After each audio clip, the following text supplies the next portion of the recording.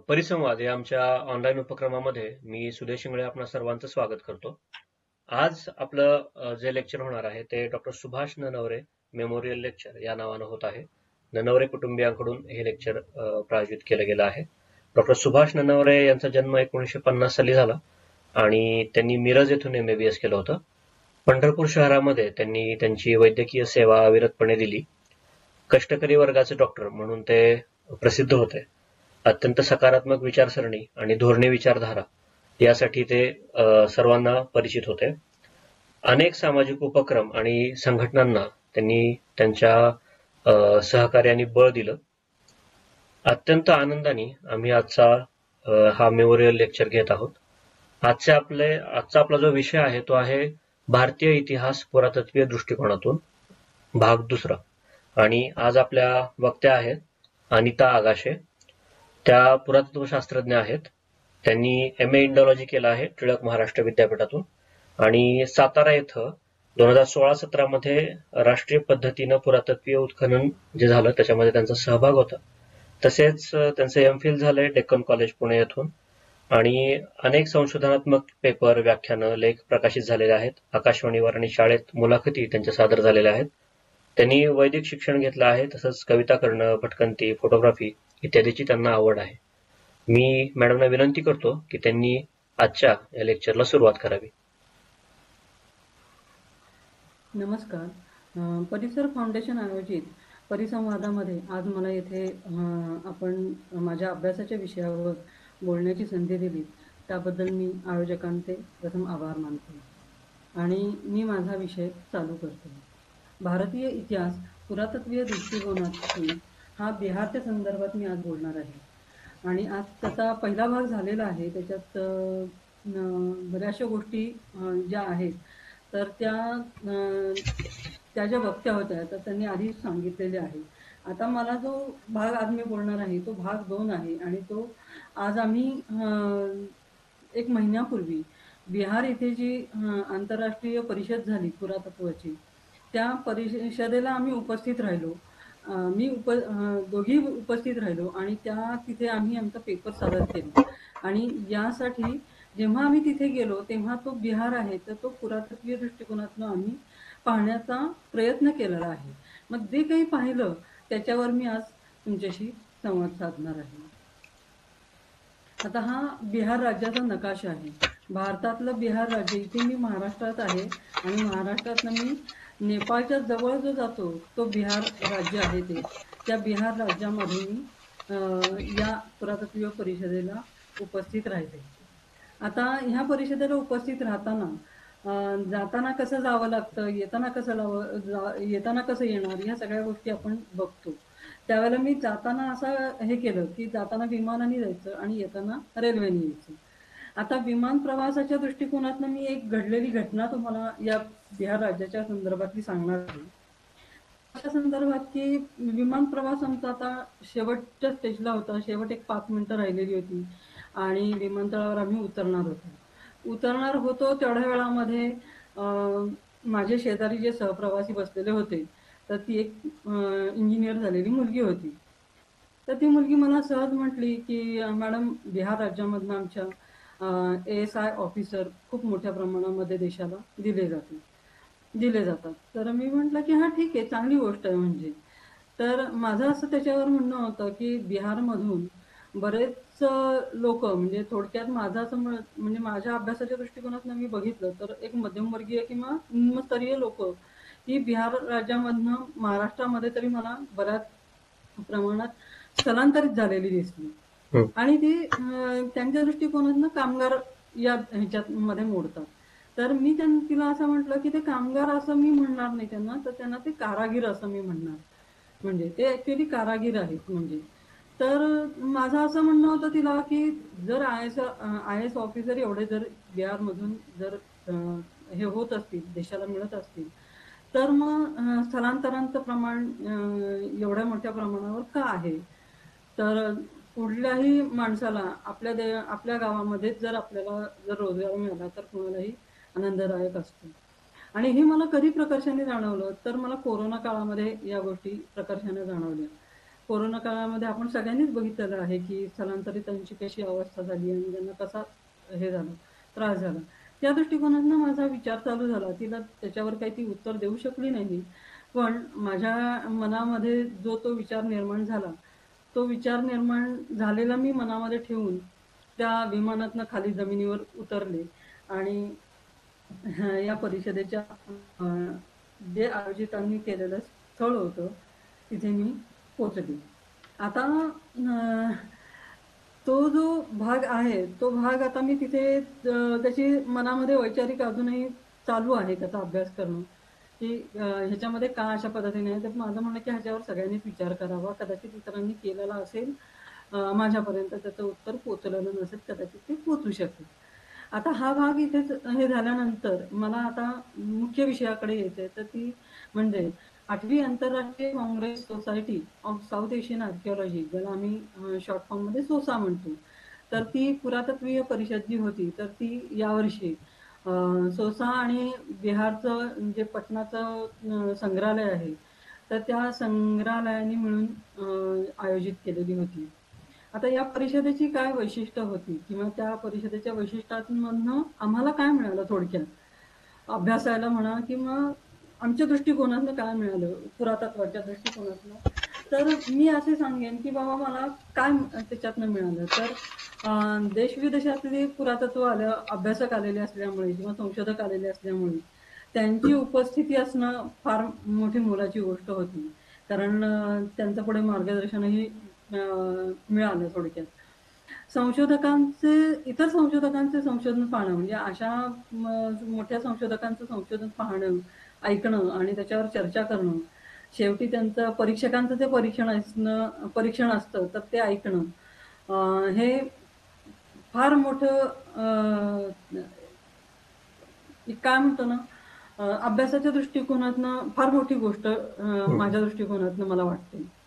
प्रत्येकानं शक्य असेल तर माझं म्हणणं की अशा ज्या आपापल्या आवडत्या विषयामध्ये ज्या परिषदा अशा निर्माण केल्या जातात किंवा होतात, तर तिथे जावं आणि म्हणूनच त्याच्यावर आपल्याकडे म्हटलेलं आहे की केल्याने देशाटन. की जेव्हा देशाटन करतो आपण, तेव्हा आपण आपलं जीवन जगण्यासाठी जे काही आपल्याला समृद्धता लागते, तर ती वैचारिक समृद्धी, मानसिक समृद्धी आपल्याला यातून मिळते असं माझं म्हणणं आहे. आता पुढचा प्रश्न आहे, की नवीन संशोधकांची ओळख होते या परिषदेमध्ये झालेली आहे. त्यांच्या संशोधन पद्धती कळल्या, त्यांचे विनिमय कळले, की ते कशा पद्धतीनं अभ्यास करतात किंवा कोणत्याही एखाद्या पुरातत्वीय मॉन्युमेंटमध्ये स्थापत्याकडे किंवा एखाद्या पुरातत्वीय अवशेषाकडे ते कोणत्या पद्धतीनं बघतात, कशा पद्धतीने विचार करतात, हे कळण्याचा एक नवीन संधी मिळाली. आणि हे करत असताना परत ते कशा पद्धतीने अभ्यास करतात आणि मी कशा पद्धतीने अभ्यास करते. मग ते करत असतील तर त्यांच्या इथे काही गोष्टी दिसतात. मग आपल्या इथेही दिसतात. तर मग ह्याच्यामधली जी साम्यता आहे ती पण आपल्याला त्यातनं दिसून येते. शेवटचा जेव्हा समारोप झाला 4 दिवसाच्या या पुरातत्व परिषदेनंतर, त्यावेळेला आम्हाला सगळ्यांना एक पुरातत्वीय जी बिहारमधले जी प्रसिद्ध स्थळं आहेत पुरातत्वीय, जी नालंदा म्हणतो, नवनालंदा त्यांनी आता उभं केलेलं आहे ते. राजगीर येथे उत्खनन चालू होतं. तर नेटवर्कचा अशा प्रॉब्लेम पुरातत्वीय दाखवतो. स्थळांना तिथंच पण थांब. त्यांनी आम्हाला प्रत्यक्ष नेऊन ते मार्गदर्शन करून ती दाखवली. आणि ही पण एक मोठी काय म्हणतात ना, ही संधी आहे आयुष्यातली मला मिळालेली. त्याच्यानंतर मात्र मी स्वतंत्रपणे काय बघितलं, तर वैशालीचा स्तूप बघितला, केसरिया स्तूप बघितला, बाराबर लेणी बघितली आणि बोधगया बघितली.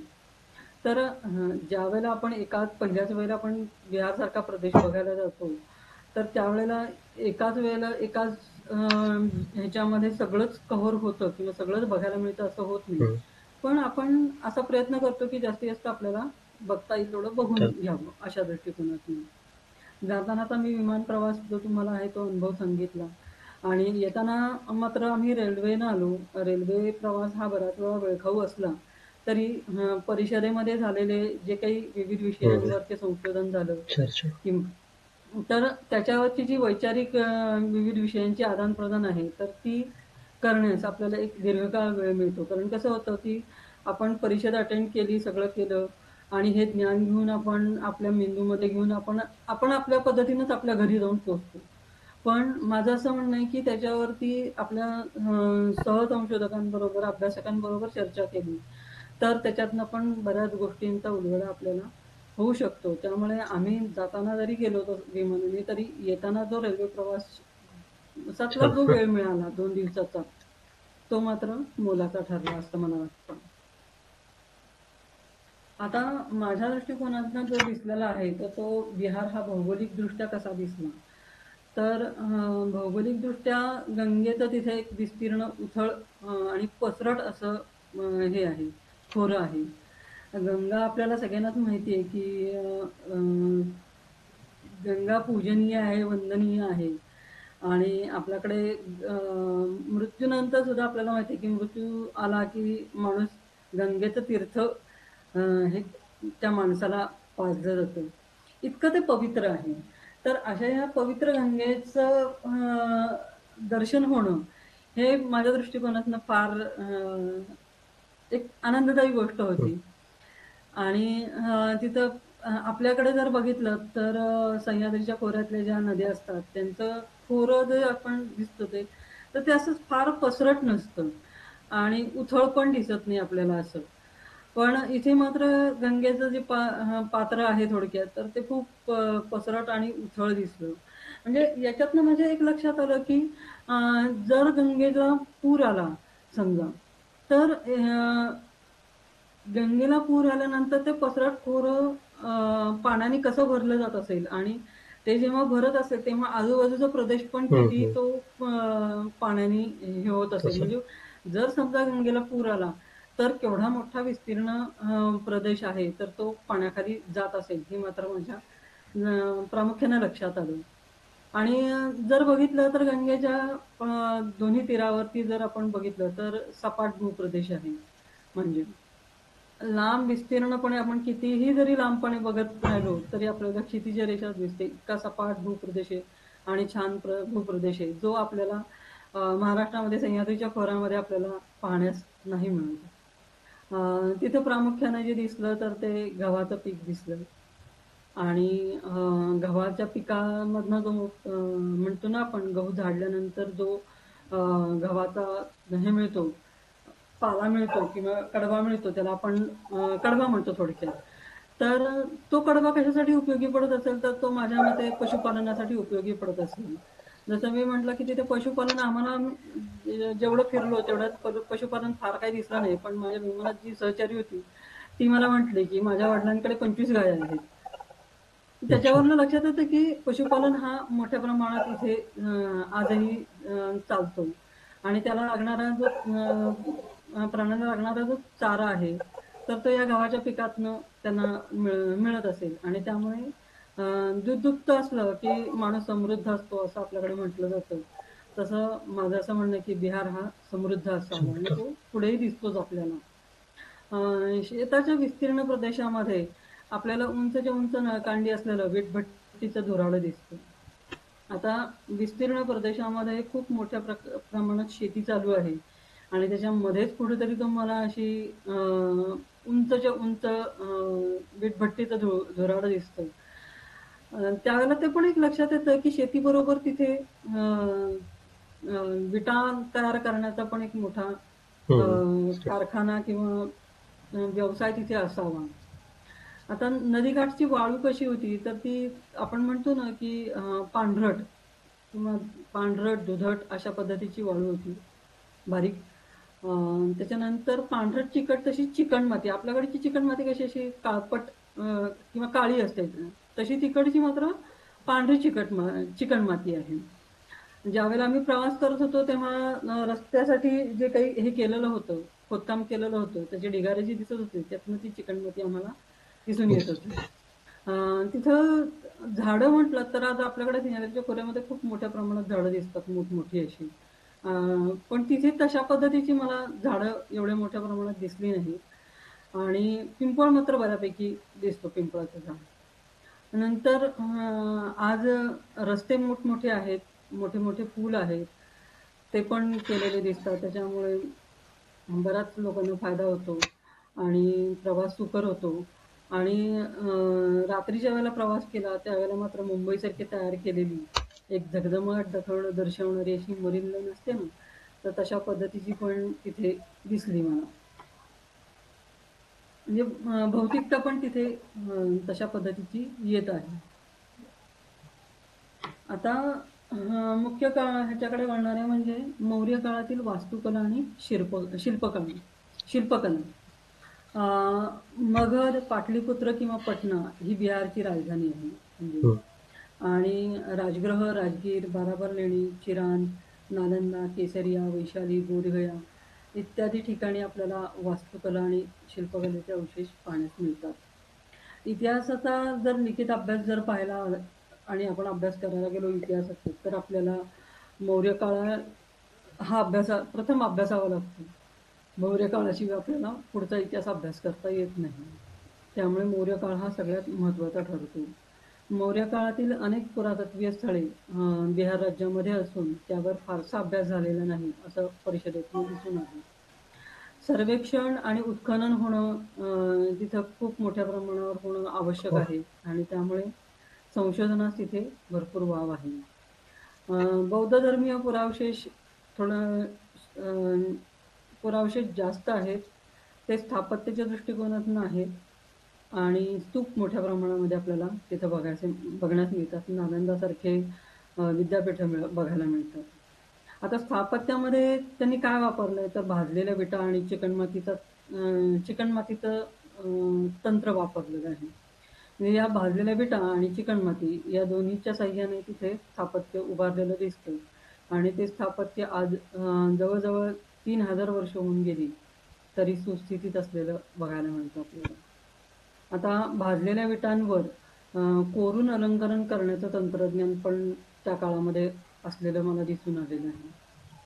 प्लास्टरचा वापर आज दिसताना प्लास्टर फार दिसत नाहीये, पण त्या काळामध्ये कदाचित प्लास्टरचा वापर पण केलेला असावा. स्थापत्याची रचना मात्र भव्य स्वरूपामध्ये दिसते. म्हणजे कुठलाही स्तूप तुम्ही बघायला गेलात तर त्याची जी रचना आहे ती भव्य दिव्य स्वरूपातली आहे.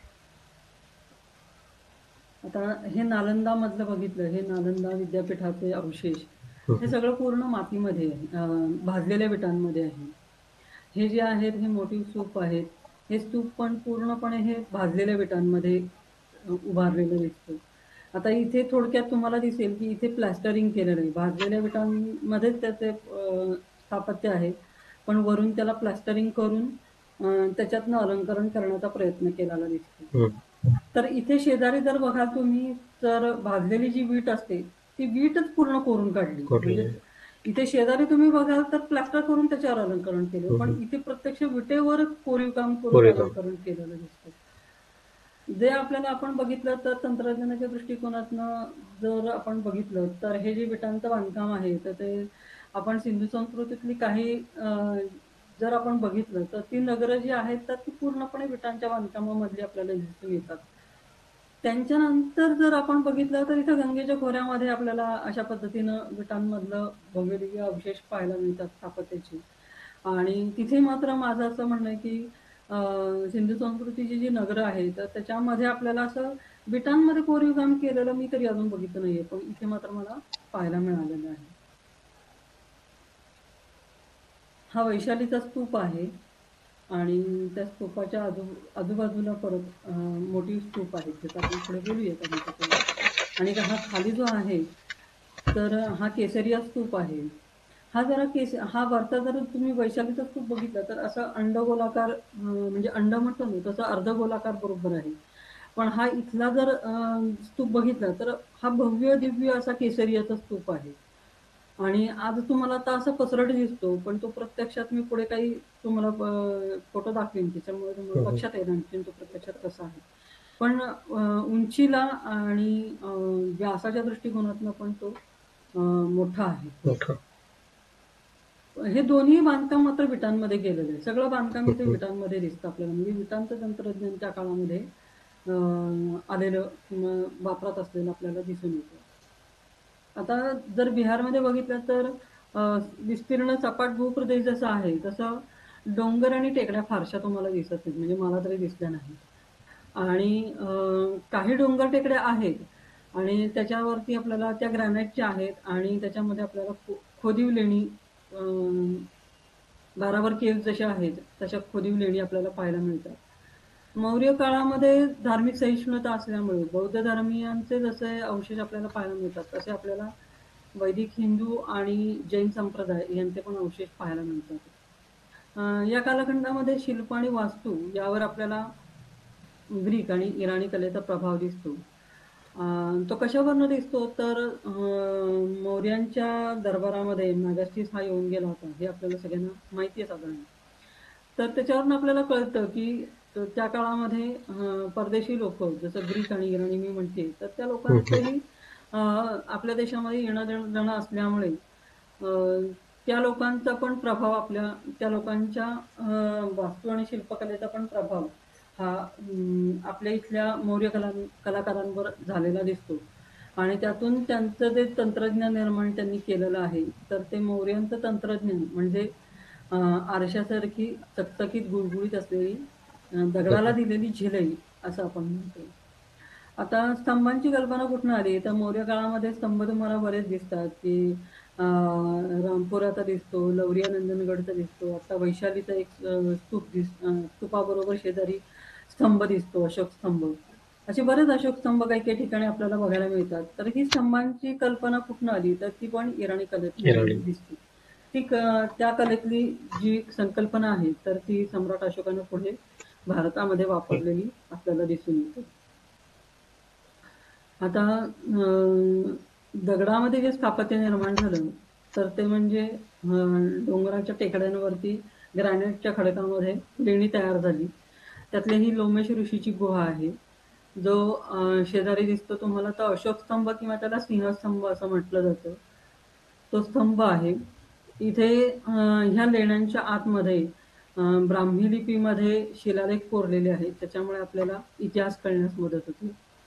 आता जे मी म्हटलं मौर्यकालीन झिलई म्हणतो आपण तर ती झिलई म्हणजे किती गुळगुळीत करावं आणि किती आरशासारखं करावं तर तुम्हाला इथं दिसेल की ही जी माझी मैत्रीण आहे ही इथे उभी राहिली की आत उभी राहिली आणि ही जी प्रतिमा तिची दिसते तर ती भिंतीमध्ये दिसते. म्हणजे भिंत इतकी गुळगुळीत आणि चकचकीत केली घासून घासून की ती आरशासारखी झालेली आणि त्यामुळे आपल्याला त्याचं जे प्रतिबिंब आहे आपलं प्रतिबिंब हे त्या भिंतींवर आपल्याला पडलेलं दिसून येतं. हे जे तंत्रज्ञान आहे हे मौर्य काळाचं एक प्रमुख वैशिष्ट्य आहे.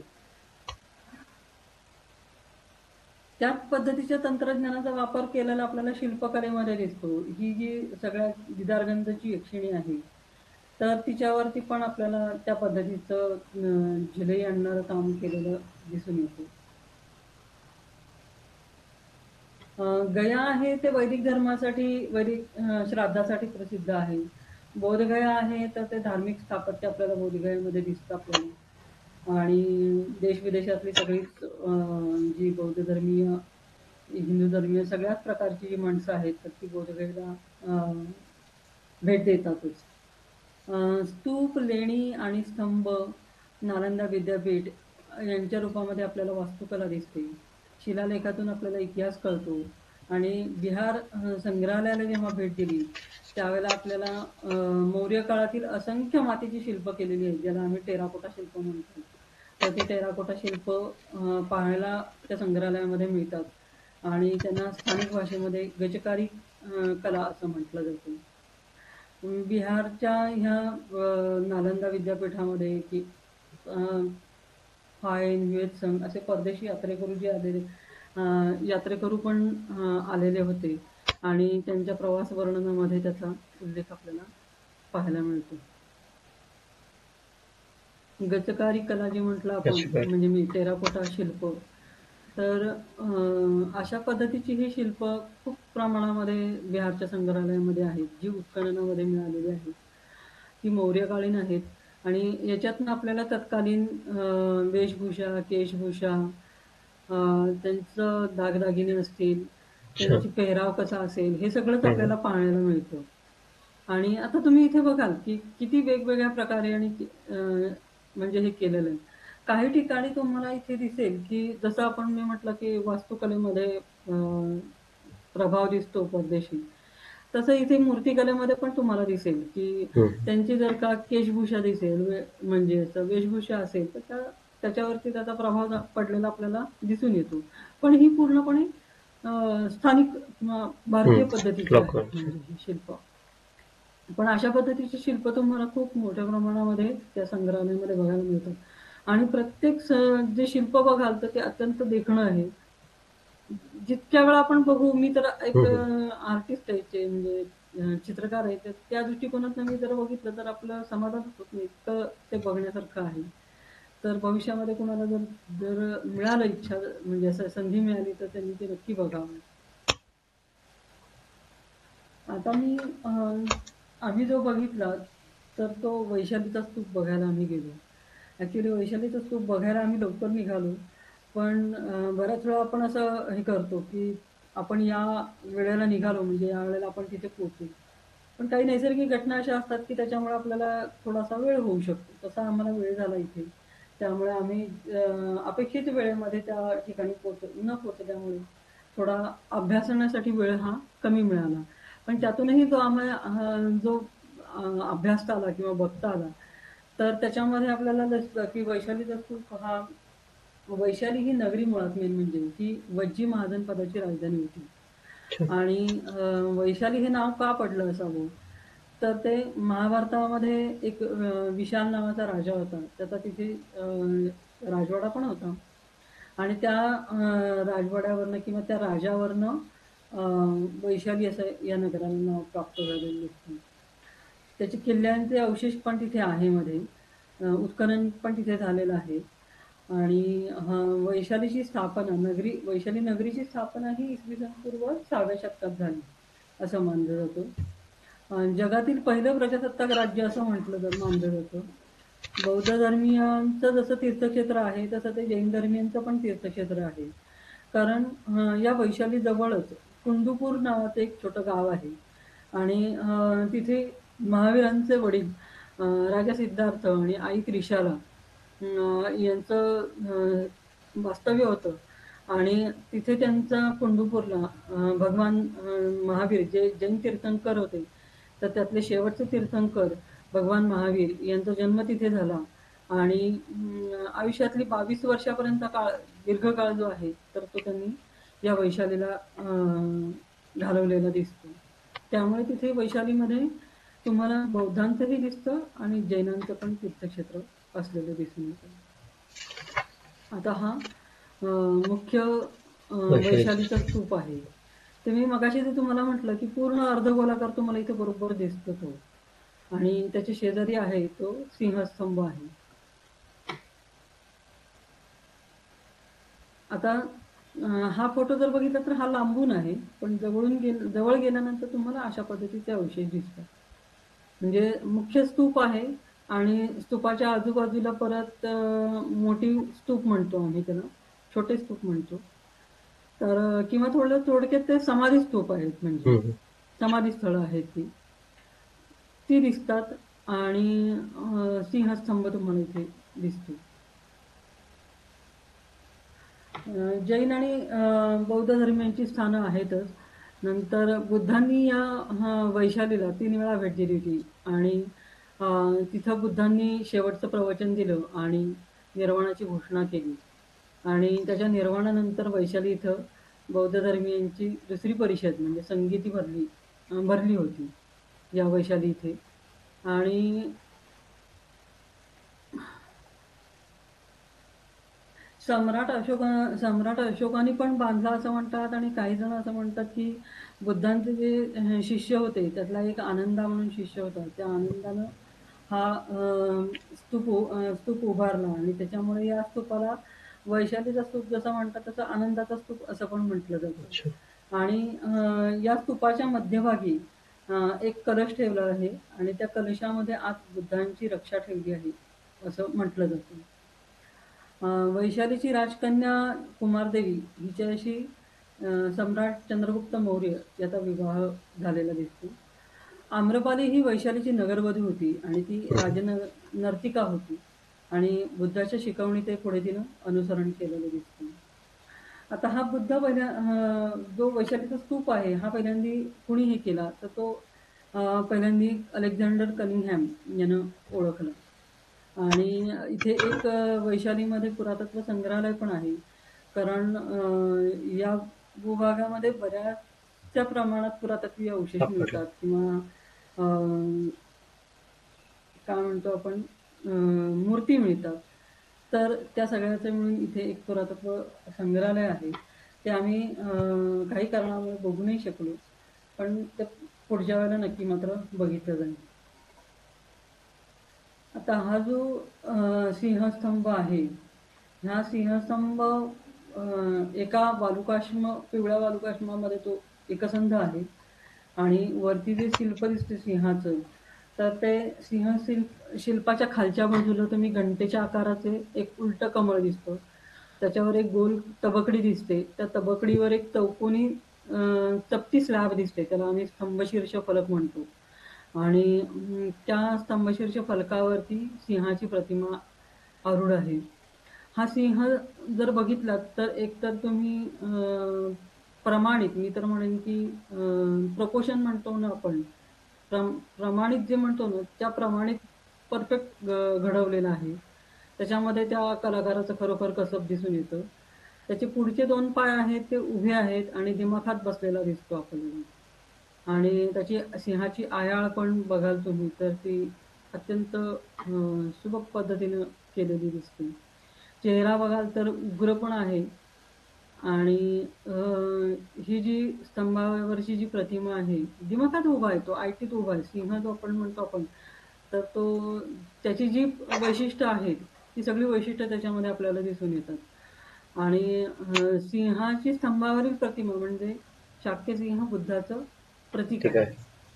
आणि म्हणून हा इथे सिंह स्थापन केलेला दिसतो. आता मी जे तुम्हाला म्हटलं की आजूबाजूला मुख्य स्तूपाच्या आजूबाजूला असंख्य प्रमाणामध्ये आपल्याला इथे हे मोटिव्ह स्तूप दिसतात. तर मोटिव्ह स्तूप म्हणजे काय असतात तर जे तिथे जे अभ्यासक, मठवासी असतात, उपासक असतात, भिक्षू असतात, तर ते तिथे साधना करत असतात. आणि कालांतरानं जेव्हा त्यांचं निधन होतं तेव्हा त्यांची समाधी तिथे उभारली जाते. तर अशा पद्धतीचे हे मोठे स्तूप आहेत. हे गोलाकार आहेत, काही गोलाकार आहेत, काही चौकोनी, काही आयताकृती पण आहेत म्हणजे. आणि ते पण सगळे काय म्हणतो ना, विटांच्या बांधकामामध्ये निर्माण केलेले आहे.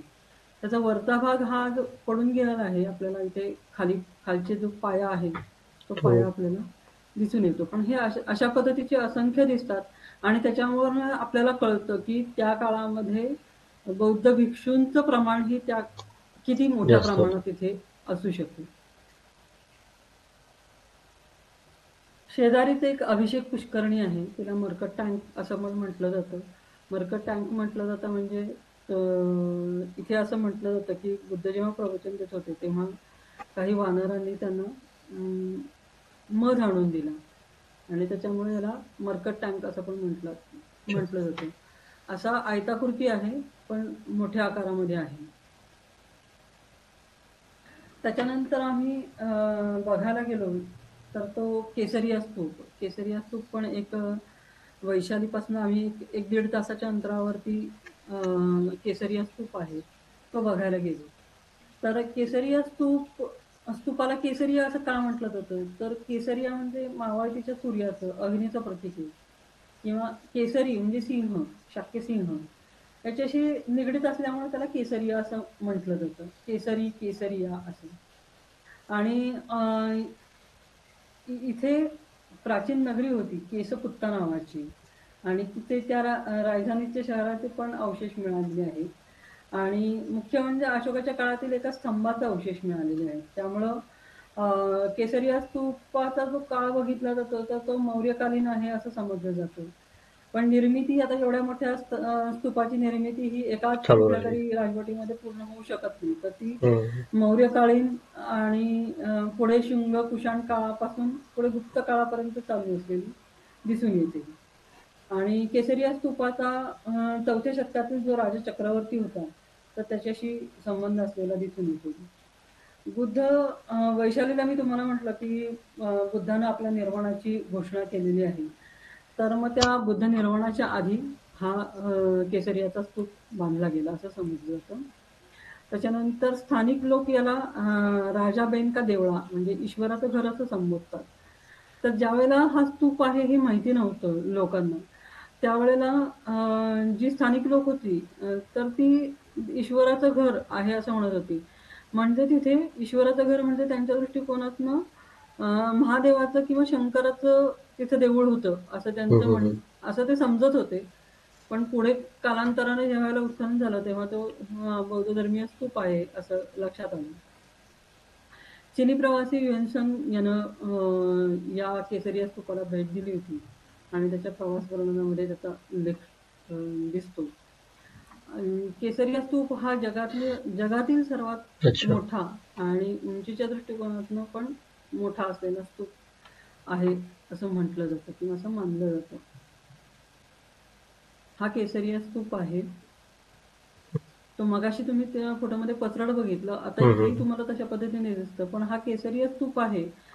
तर मागाचा स्तूप जर बघितला वैशालीचा तर तुम्ही अर्ध गोलाकार अंड दिसतं. तर तसं केसरिया स्तूपाला इथे तुम्ही बघाल तर केसरिया स्तूपाला कमळाच्या आकाराचा हा स्तूप आहे. त्यांनी बांधताना त्याची रचना केलेली ती कमळाच्या आकाराची रचना केलेली आहे आणि कमळाच्या 5 पाकळ्या आहेत.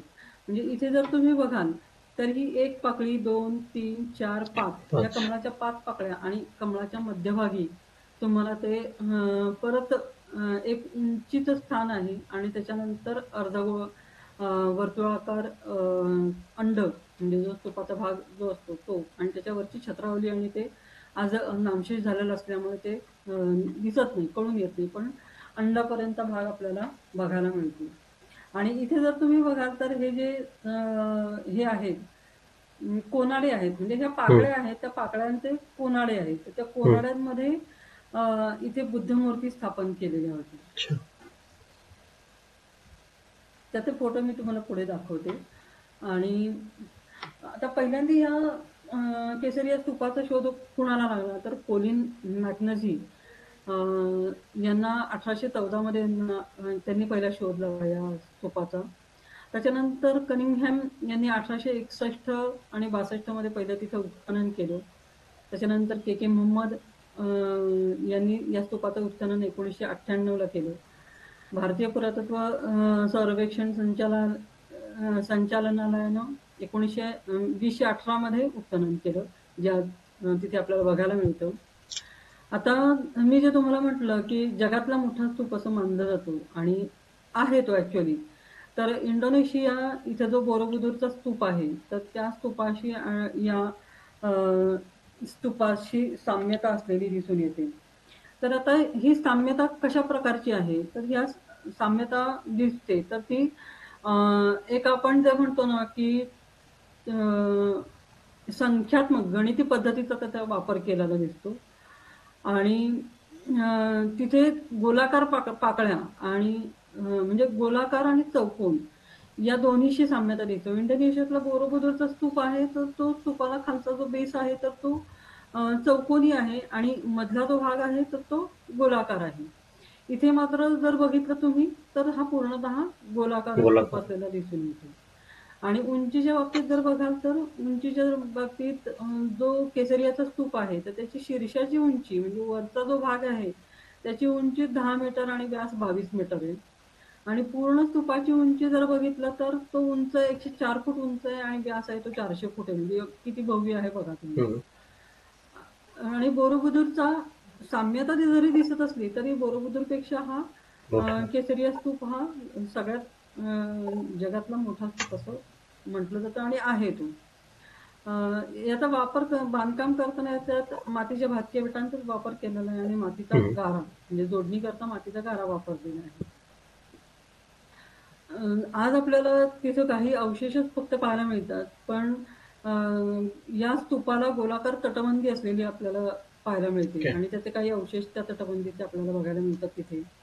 आणि त्या तटबंदीवरनं किंवा त्या स्तूपावरनं मला असं वाटतं की या तटबंदीला एक मोठा लाकडी दरवाजा पण असू शकेल, जो त्या काळामध्ये बऱ्याच ठिकाणी पाहायला मिळतो. पण लाकूड हे कालांतरानं नामशेष ठीक होत आहे. असल्यामुळे तो आज आपल्याला पाहू नाही शकत आपण. पण माझं असं म्हणणं आहे की याला लाकडी दरवाजा या तटबंदीला असणार आहे नक्की. आता हा जो आहे हा कमळाच्या आकाराचा स्तूप आहे. तुम्हाला इथे दिसेल, हे बघा, हे जे पाकळ्या दिसतात ना, ह्या अशा पद्धतीच्या पाकळ्या आहेत. आणि वरच्या बाजूला जो भाग आहे त्या 5 पाकळ्या आहेत इथे, आणि वरच्या भागाला अन्नाचा भाग दिसतो. तो वरचा भाग आहे हा नामशेष झालेला आहे. इथे तुम्हाला या त्या बुद्ध मूर्ती दिसतात. या बुद्ध मूर्ती स्तक्को पद्धतीने केलेल्या आहेत. म्हणजे तुम्हाला या 5 पाकळ्या इथे दिसतात. म्हणजे खालचा पाया आणि पायाच्या वरती 5 पाकळ्या, 5 थोडक्यात जिने, स्तर. म्हणजे एक मोठा, नंतर त्याच्या आत असं करत गेलेलं. आणि इथे तुम्ही बघा की हा जर का गोलाकार याचा व्यास जर बघितला तर केवढा मोठा आहे. ह्या अशा पद्धतीनं त्या कोनाड्यांमध्ये, पाकळ्यांमध्ये आपल्याला स्तक्को बुद्धमूर्ती दिसतात. पण या भग्नावशेष आहेत आणि विटांमध्ये किंवा विटांचा जो चुरा असतो त्या पद्धतीनं त्याची निर्मिती करून त्याला वरनं प्लास्टर. प्लास्टरचं म्हणजे काय म्हणतात ना, चुन्याचं प्लास्टर दिलेलं आहे. पण अशा पद्धतीच्या मूर्ती होत्या, पण आज आपल्याला फार कमी प्रमाणात तिथे बघायला मिळतं. आता एवढा मोठा जर तो स्तूप आहे उंचीला, तर त्याच्यावर जायला काहीतरी योजना नक्कीच असेल. तर ती अशा पद्धतीचे चारी बाजूनी जिने होते, पण आज आपल्याला फार बघायला मिळत नाहीत ते. हा एका ठिकाणचा आपल्याला हा एवढा भाग बघायला मिळतो, म्हणजे असे जिने होते वरपर्यंत जायला. आता 2018 मध्ये जे उत्खनन चालू केलं, तर ते आजही उत्खनन तिथं चालू आहे. आणि त्या उत्खननामध्ये मला काय मिळतं, तर ते उत्खननामध्ये आपल्याला मातीच्या विटांचाच वापर केलेला दिसून येतो. आणि काही काय म्हणतात ना आपण, रिमेन्स म्हणजे काही पुरावशेष पण बघायला मिळतात. म्हणजे छोट्या छोट्या वस्तू किंवा काय असेल तर त्या पण इथे मिळतात. तर त्याचं हे उत्खननाचं हे, आता ही पुढची बाजूनी, ही मागच्या बाजूनी त्यांनी उत्खनन केलेलं आहे. चढून वर जायला लागतं. आता वैशालीचा स्तूप बघितला, केसरिया स्तूप बघितला. दुसऱ्या दिवशी आम्हाला बारावर लेणी बघायला जायचं होतं आणि बारावर लेणी बघायला आम्ही निघालो. वेळेत पोचलो. जसजसं आपण विस्तीर्ण भूप्रदेश मागे सोडतो आणि डोंगराच्या बाजूला जायला लागतो, तसतसं आपल्याला ती लेणी जवळ आली असं दिसून येतं. आणि आम्हाला पण अशी उत्सुकता होती की बारावर लेणी एवढ्या विस्तीर्ण प्रदेशामध्ये डोंगर एकतर कमी आहेत आणि ह्या डोंगरांवरतीही अशा पद्धतीची लेणी कोरलेली आहेत. तर ती कशा पद्धतीची असतील हे अभ्यासलेलं जरी असलं तरी प्रत्यक्ष बघणं ही एक पर्वणी असते. आणि शेवट आम्ही बारावर लेणीच्या इथे पोचलो. तर ही लेणी जी आहेत, तर ती बारावर आणि नागार्जुन अशी डोंगरांना नावं आहेत. त्या बारावर आणि नागार्जुन डोंगरांवर आहेत. या डोंगरांवर तुम्हाला कच्च्या स्वरूपातलं लोहाचं जे खनिज असतं, तर ते तिथे पाहायला मिळतं. इथे जी लेणी कोरलेली आहे, तर ती आजीवक पंथासाठी कोरलेली आहे. नंतर सम्राट अशोकानं इसवी सन पूर्व 3ऱ्या शतकात खोदलेली आहे. मौर्यकालीन वास्तुकलेचा आविष्कार तिथे आपल्याला पाहायला मिळतो. पूर्ण योजना, आपण जेव्हा दगडामध्ये लेणी कोरतो त्यावेळेला पूर्ण योजना करून खोदत जाणं फार जोखमीचं काम असतं.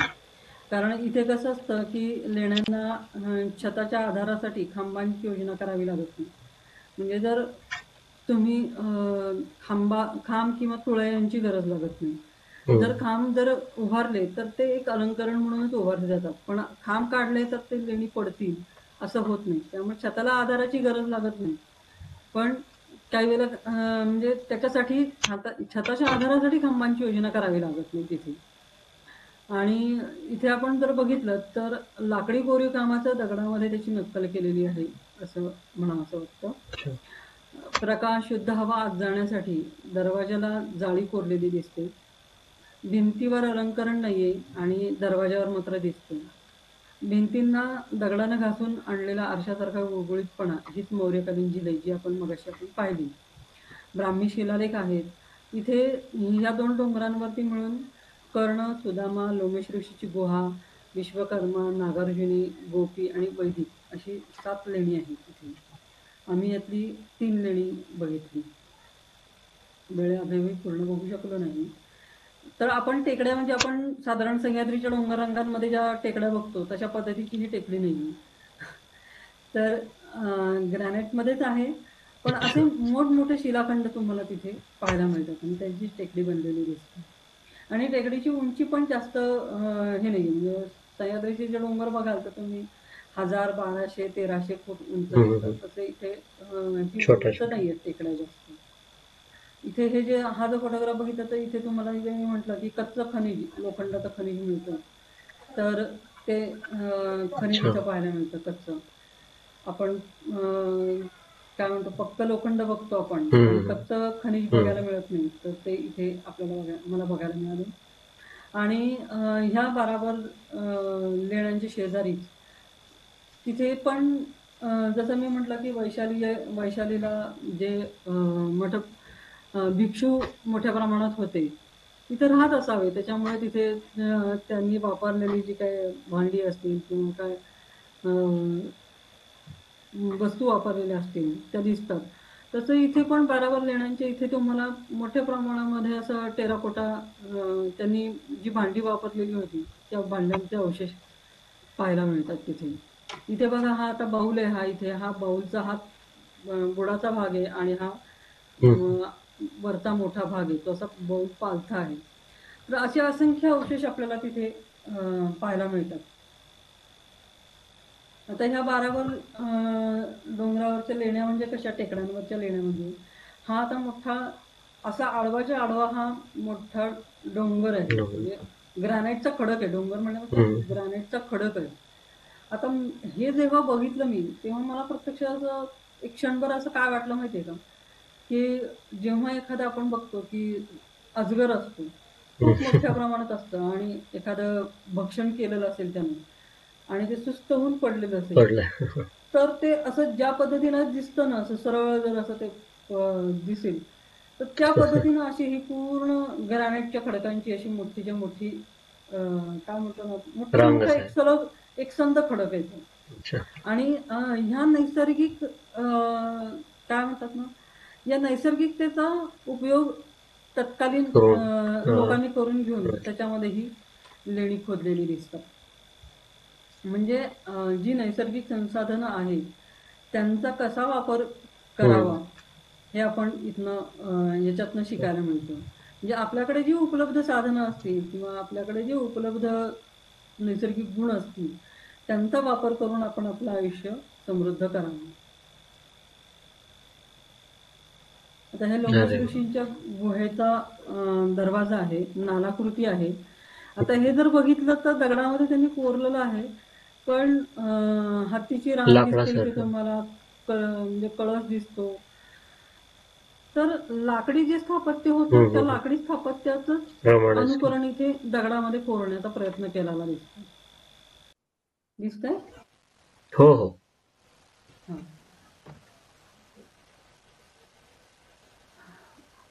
प्रागैतिहासिक काळातील गंगेच्या खोऱ्यातलं हे महत्वाचं पुरातत्वीय स्थळ आहे. याचा पहिल्यांदा शोध जो लावलेला आहे तर तो F.R. ऑल्चिन यांनी लावला आणि पुढे बिहार पुरातत्व आणि संग्रहालय यांनी 1962ला इथे उत्खनन केले. ते 1972-73 पर्यंत चालू होतं. एकूण 10 वर्ष जवळजवळ उत्खनन चालू होतं. आता या उत्खननामध्ये काय मिळालं तर नवाश्मयुग, ताम्रपाषाण युग, लोहयुग ह्या 3 कालखंडातले अवशेष मिळाले किंवा तो कालखंड दिसून आला. ते मध्ययुगीन कालखंडामध्ये म्हणजे पाल साम्राज्य जे 12व्या शतकापर्यंत होतं त्याचे अवशेष इथे पाहायला मिळालेले आहेत. नवाश्मयुगातला जो शेतकरी होता तर तो आद्य शेतकरी होता आणि शेतीतून अन्न निर्माण करण्याचा काळ होता. म्हणजे तो जो प्रागैतिहासिक कालखंडातला आदिमानव होता तर तो आदिमानव पहिला भटका विमुक्त होता. म्हणजे भटका विमुक्त म्हणण्यापेक्षा भटका होता तो आणि अन्नासाठी त्याला शिकार करावी लागत होती. तर आता तो शिकार न करता शेतीतून अन्न निर्माण करायला सुरुवात केली होती त्यानं. त्यामुळे त्याला आद्य शेतकरी असं म्हटलं जातं.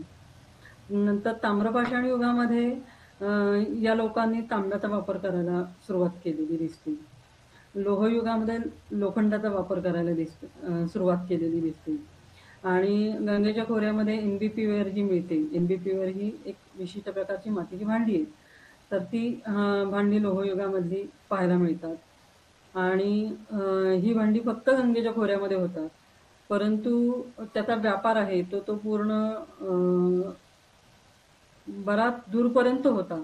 म्हणजे मी जे साताराजवळील लिम गावामध्ये उत्खनन केलं, तर त्या उत्खननामध्ये पण या एनबीपीवेअर मातीच्या भांड्यांचे काही अवशेष मिळालेले आहेत. फक्त ते उत्तर कालखंडातले आहेत.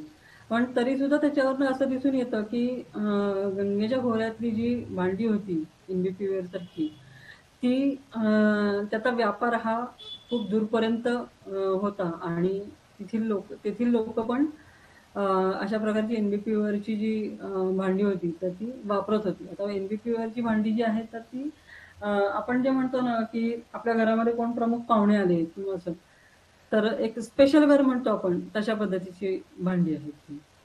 त्याच्यानंतर जो कालखंड दिसतो तो ऐतिहासिक कालखंड दिसतो, इसवी सन पूर्व 1ली शतक ते इसवी सनाचं 3रं शतक. आणि उत्तर ऐतिहासिक कालखंडामध्ये कालखंड झाल्यानंतर काही काळ इथे खंडित दिसते, वसाहत खंडित झालेली दिसते आणि पुढे 12व्या शतकामध्ये पुन्हा चालू दिसते.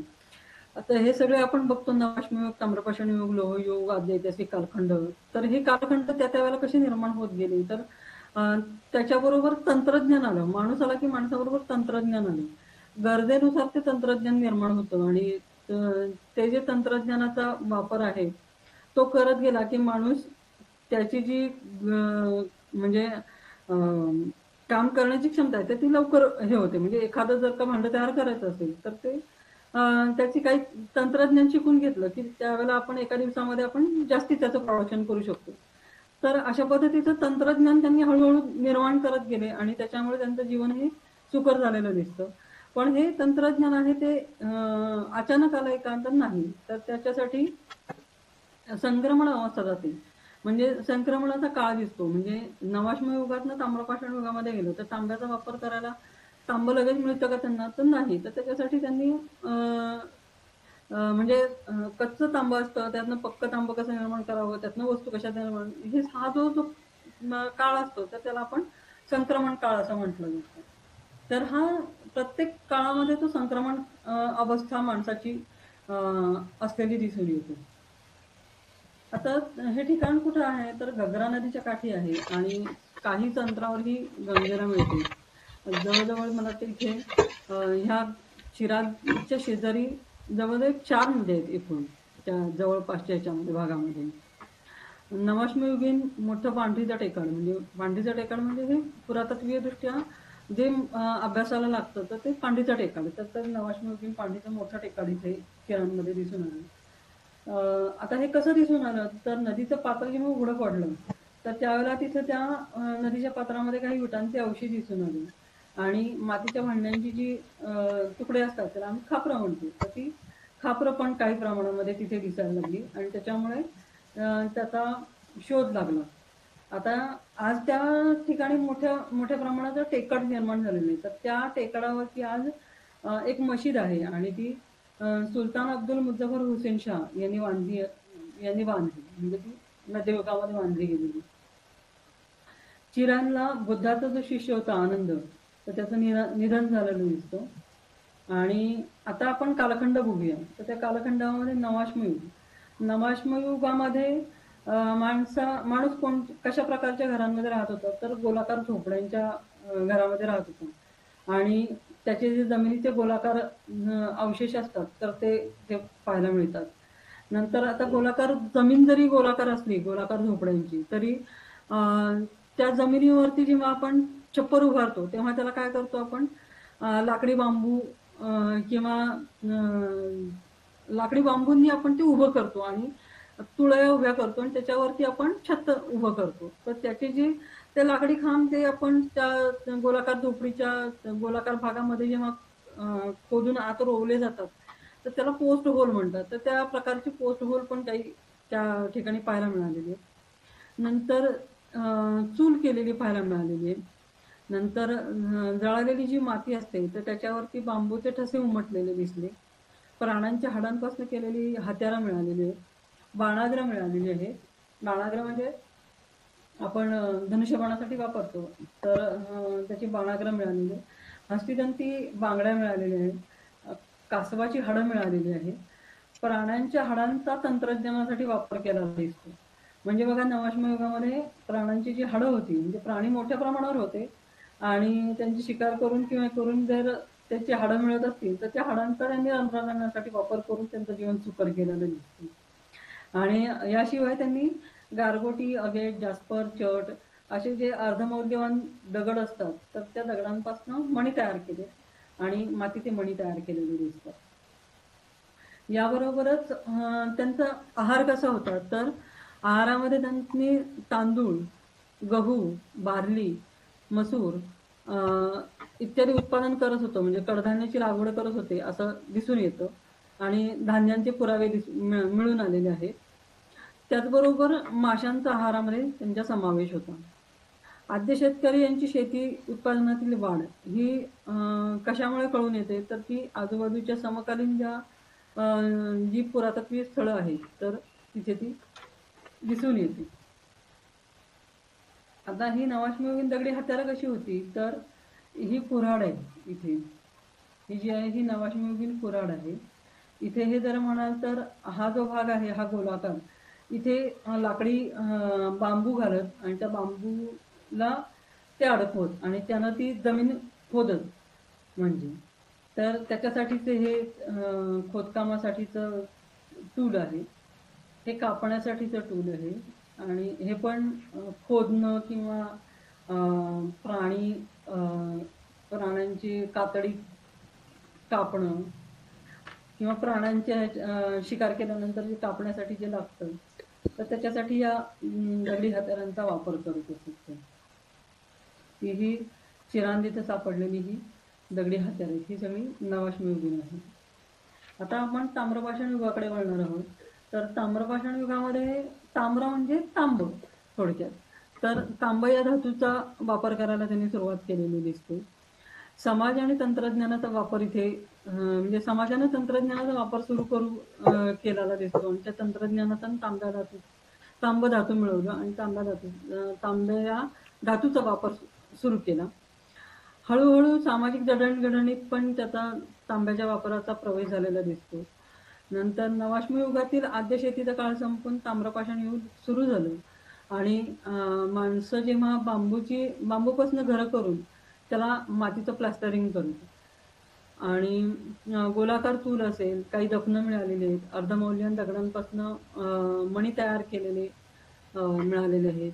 प्राण्यांच्या हाडांपासून हत्यारं केलेली दिसतात. नंतर मातीचे मणी तयार केलेले दिसतात. ते मातीचे मणी हे तांब्याच्या तारेत ओवलेले मिळालेले, त्यामुळं ताम्रपाषाण युग हे कळून येतं.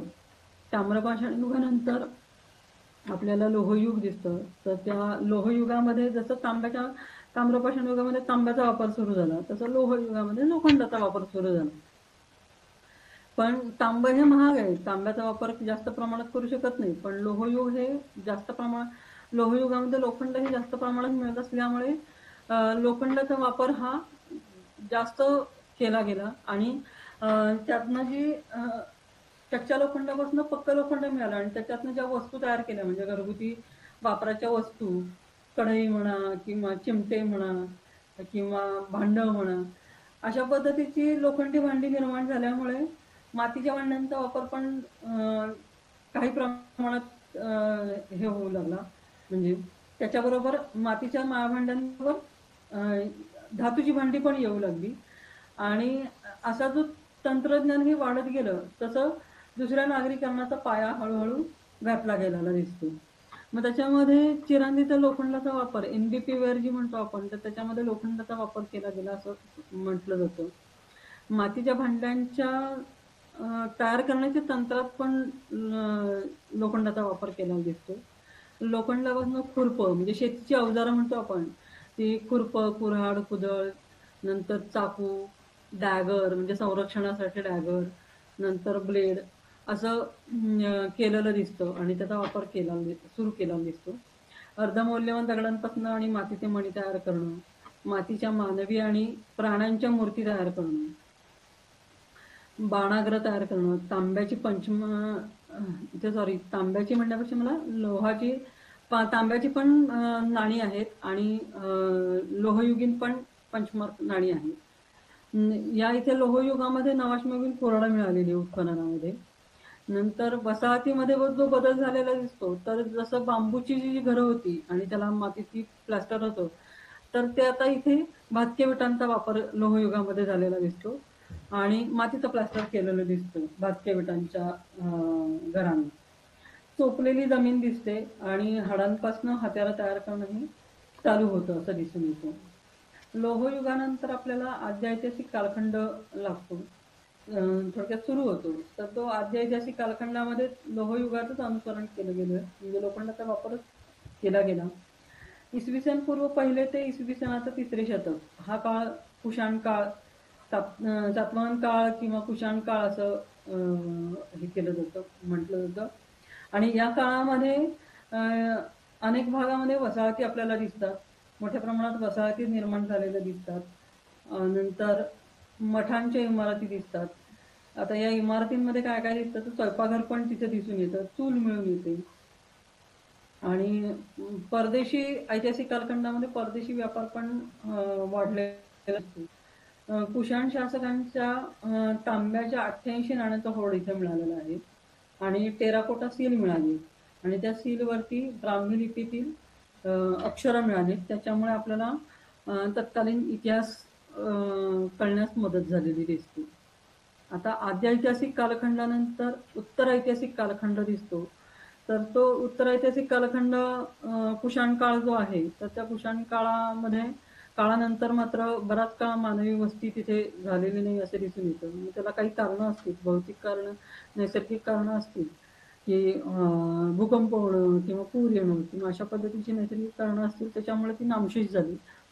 आणि पुन्हा मग आद्य मध्ययुगीन कालखंडामध्ये नव्याने वसाहत सुरू झालेली दिसते. आणि आता हे तुम्ही म्हणा की कशावरनं तुम्हाला कळलं की नव्याने वसाहत तिथे सुरू झाली, तर त्या काळातलं तिथे मातीचं भांडं मिळालं आणि त्या मातीच्या भांड्यात 5 सोन्याची नाणी मिळाली, जी कलचुरी साम्राज्यातील गंगेय देवा राजाची होती आणि ती इसवी सन 1045च्या कालखंडातील होती. आणि पालकाळातील काही न ओळखता आलेली शिल्प पण मिळालेली आहे, त्याच्यामुळे तो कालखंड कळण्यास मदत झाली. आता आपल्याला बघता येईल की इथे सलगता दिसते नवाश्मयुग ते उत्तर ऐतिहासिक कालखंडापर्यंत. मग ही सलगता जेव्हा दिसते तेव्हा त्याच्यामध्ये काही बदल पण होत जातो. तर ती सलगता आणि बदल काय दिसतो, तर इथे आद्य नवाश्मयुगीन जो शेतकरी होता, तोच शेतकरी पुढे ताम्रपाषाण युगामध्ये धातूचा वापर करू लागला. तोच पुढे लोखंडाचा वापर करू लागलेला दिसतो. नंतर घरांमध्ये जर तुम्ही बघितलं तर नवाश्मयुगीन माणसांची घरं कशी होती, तर ती गोलाकार होती. मग त्याच्यानंतर ती ताम्रपाषाण युगामध्ये किंवा कशी व्हायला लागली, तर बांबू आणि त्याला मातीचं प्लास्टर. पुढच्या काळामध्ये ती दिसते आपल्याला लोहयुगामध्ये, तर ती भाजक्या मातीच्या विटा दिसतात आणि त्याला प्लास्टर केलेलं दिसतं. ऐतिहासिक कालखंडामध्ये तर आणखीन त्याच्यामध्ये प्रगती होत गेलेली दिसते. अशा पद्धतीनं माणसाची प्रगती त्या त्या काळामध्ये होत गेलेली दिसते. मग ऐतिहासिक कालखंडामध्ये एक घर असेल, म्हणजे एकच खोलीचं घर असेल, तर तिथं अनेक खोल्या निर्माण झाल्या. किंवा तिथे एक चूल असेल तर तिथे आणखी 2-4 चूल अशा पद्धतीचं, म्हणजे थोडक्यात मग पुढे अंगण, काय म्हणतो ना आपण परसदार, अशा पद्धतीचं विस्तारित वसाहत निर्माण झालेली दिसते किंवा विस्तारित घरं निर्माण झालेली दिसतात. माणसं ज्या प्रमाणात असतील त्या प्रमाणात घरांची गरज आपल्याला निर्माण होते, त्या प्रमाणात ती झालेली दिसतात.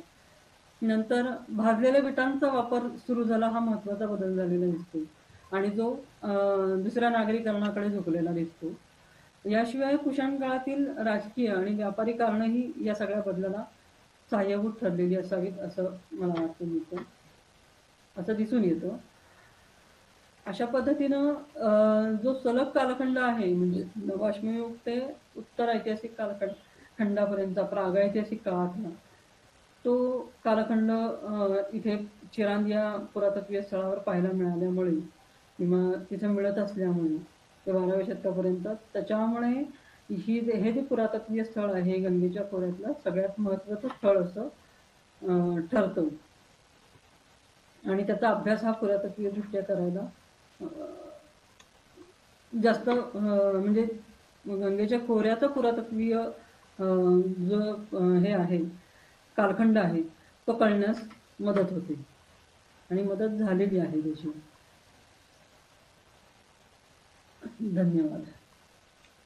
हा मॅडम, व्हिडिओ सुरू करा तुम्ही. हा तुमचा व्हिडिओ सुरू करू शकता. हा ओके. धन्यवाद मॅडम आजच्या लेक्चर बद्दल. खरं तर मी खूप नोट्स काढल्या होत्या मी प्रश्न विचारण्यासाठी, पण वेळेच्या अभावी आता प्रश्नोत्तरांचं आपल्याला सेशन घेता येणार नाही असं वाटतंय. मूळ आमचा उद्देश काय होता ही सिरीज घेण्याबाबत की इतिहासाच्या संदर्भामध्ये पाहताना आपण पुरातत्व हा विषय खूपच निग्लेक्ट करतो आणि त्या दृष्टिकोनावर जास्त फोकस व्हावा ही आमची इच्छा होती. आणि एक जी कंपोजिटी आहे इतिहासाची आणि जी इंटरलिंकिंग आहे, स्थापत्य आहे, व्यापार आहे, या गोष्टीवर जास्त बोललं जावं ही एक आमची भावना आहे. आणि त्या आपल्या सिरीजमध्ये एक पहिलं लेक्चर आपण सरला भिरुड मॅडम यांचं घेतलं आणि दुसरं लेक्चर आज अनिता आगाशे मॅडम यांचं झालं. आणि खूप नवीन माहिती म्हणजे ज्या गोष्टी आम्ही ऐकत होतो किंवा वाचत होतो त्या पाहायला मिळाल्या, त्यांच्यावर डीपली ऐकता आलं, अभ्यासकांची मतं जाणून घेता आली आणि नेमकं आता काय चालू आहे हिस्ट्रीमध्ये ते जाणून घेता आलं अभ्यासाच्या बाबतीमध्ये. तर आमची अशी इच्छा आहे की अजून आपण काही सिरीज याच्यामध्ये करूया, म्हणजे आपल्या वेळेनुसार, जसं की इंडॉलॉजी नेमकं काय आहे, आर्किओलॉजी नेमकं काय आहे, त्यांच्या नेमक्या संकल्पना काय आहेत, अभ्यासाची गरज काय आहे, अशा बाबतीमध्ये अजून काही सिरीज करणं आम्हाला नक्की आवडेल. आणि आजच्या सेशन मध्ये जे काही प्रश्नोत्तर तयार होतील तर ती मी तुम्हाला पाठवीन आणि त्याच्यावर आपण एक अजून पुढचं सेशन घेऊया किंवा मग त्याच्यावर एखादं काही सिरीज करता येईल का बघूया. खूप खूप धन्यवाद मॅडम, खूप छान लेक्चर झालं. मी आज बऱ्याच नोट्स काढल्या होत्या बऱ्याच दिवसांनी. तुमचे प्रश्न असतील तर मला पण आवडेल की. येस, टेक्निकलच प्रश्न बरेच आहेत की म्हणजे मला शक्य असेल तेवढी ती नक्की देईन. हो हो, पण त्याच्यावर मी तुम्हाला कळवीन प्रश्नोत्तर काय आहे ते. चालेल. धन्यवाद मॅडम, खूप खूप आभार. धन्यवाद.